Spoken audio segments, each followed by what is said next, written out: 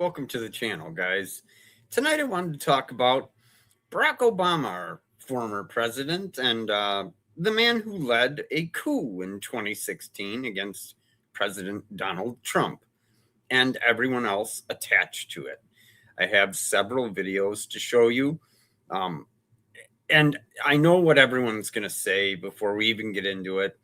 I won't hold my breath for anyone to be charged, but when you hear what the president has to say and what Tulsi Gabbard, the former ODNI, has to say, it sounds like we may actually see some people held accountable here. And that is music to my ears, because this is something that I've been harping on for years. I mean, I just couldn't believe that we allowed a coup to happen and no one was held responsible.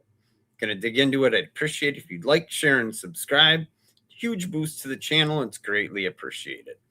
All right, let's start out with Tulsi Gabbard, and then we'll hear from the president. Thank you very much. Good afternoon. At President Trump's direction and with the support and coordination with the House Intelligence Committee Chairman Rick Crawford, today we've released a declassified Oversight Majority Staff report that was produced in September of 2020. The stunning revelations that we are releasing today should be of concern to every American. This is not about Democrats or Republicans. This has to do with the integrity of our democratic republic and American voters having faith that the votes cast will count. There is irrefutable evidence that detail how President Obama and his national security team directed the creation of an intelligence community assessment that they knew was false. They knew it would promote this contrived narrative that Russia interfered in the 2016 election to help President Trump win, selling it to the American people as though it were true. It wasn't. The report that we released today shows in great detail how they carried this out.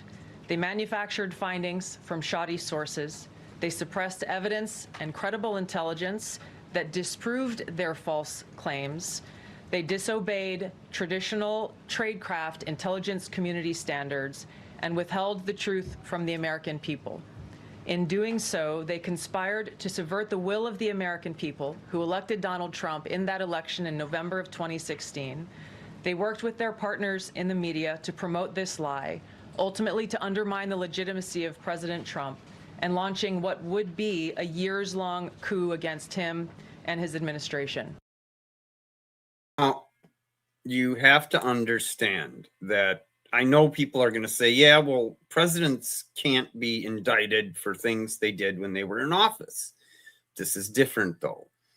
When in 2016, when Trump won and Obama left office, he bought a house in an upscale district, 2 miles from the White House.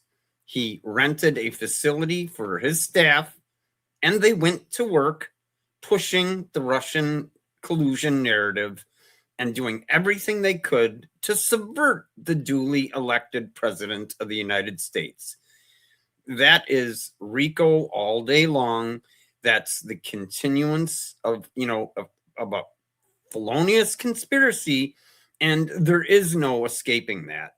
Now, I want you to hear what Donald Trump has said about all this. Let me pull myself off and put him up. Perspective, who should the DOJ target as part of their investigation? What specific figures in the Obama administration? Well, based on what I read, and I read pretty much what you read, it would be President Obama. He started it. And Biden was there with him, and Comey was there, and Clapper, the whole group was there. Brennan, they were all there in a room. Right here, this was the room. This is much more beautiful than it was then, but that's okay. I have nice pictures up that came out of the vaults. They were in there for 100 years. This is much more beautiful. We have the Declaration of Independence now in the room, which wasn't here. I guess people didn't feel too good about putting it here, but I do. But you know what? If you look at those papers, they have them stone cold, and it was President Obama. It wasn't lots of people all over the place. It was them too.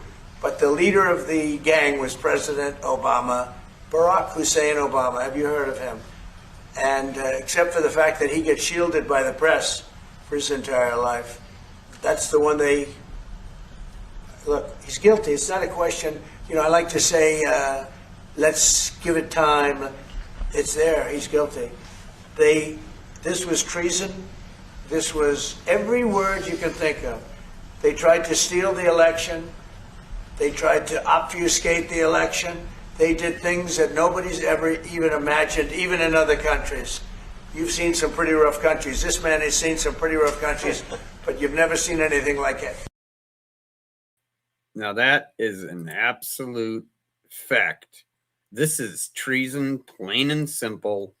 It was a coup. Understand, Brennan, Comey, Clapper, Biden, Hillary Clinton, Rice, all of them were in on this, and others that I'm not even naming. They knew about it. This is a conspiracy, and it sounds like, because President Trump is truthing about this 2 days ago, putting out this video I'm going to show you next.